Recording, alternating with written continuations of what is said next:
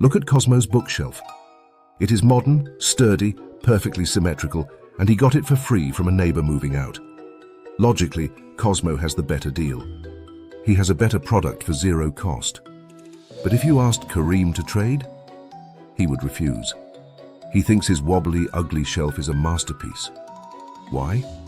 Because he built it. And in the strange wiring of the human brain, labor leads to love. We don't just build things, things build us.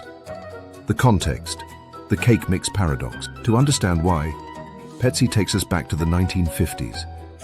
This is the story that saved the baking industry. When instant cake mixes were first invented, they were a miracle of convenience. You just added water. No mess, no fuss. But housewives wouldn't buy them. They felt guilty. Serving that cake felt like cheating. It felt like a lie. So the psychologists at General Mills had a crazy idea. They made the product worse.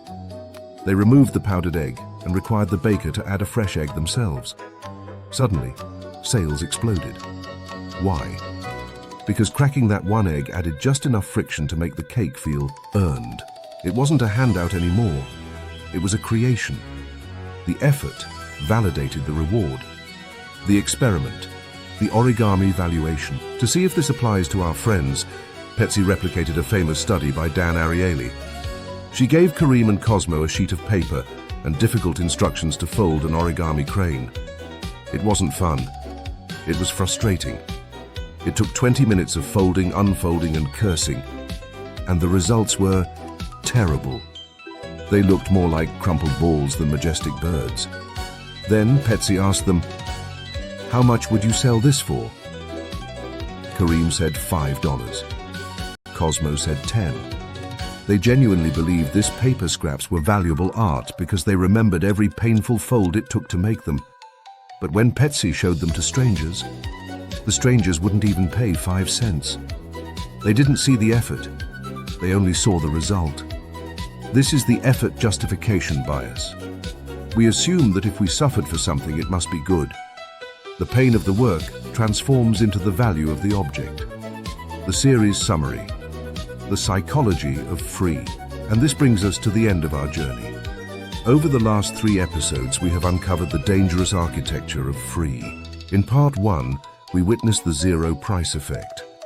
We saw how the word free acts like a short circuit in our logical brain. It made Kareem wait in the rain for a cheap donut, ignoring the cost of his time and comfort. We learned that free is an emotional hot button that makes us act irrationally. In part 2, we watched that irrationality turn toxic with the entitlement trap. We saw how quickly a gift becomes an expectation.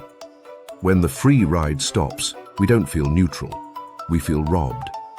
We learned that free devalues the object and inflates our ego. And today, in part 3, we found the cure, the effort effect. If free makes us irrational and entitled, effort makes us grounded and grateful. When we pay for something with our sweat, we value it properly. We take care of it. We love it. We are wired to seek the path of least resistance. We want the free shipping, the free content, the free lunch. We think that easy equals happy, but deep down the brain knows the truth. The free donut tastes okay, but the meal you cooked yourself, that tastes like pride. So next time you have a choice between free and easy or hard and earned, try taking the hard way. You might find that the price you pay in effort is the best deal of all. I'm Think Lent. Thanks for thinking with us.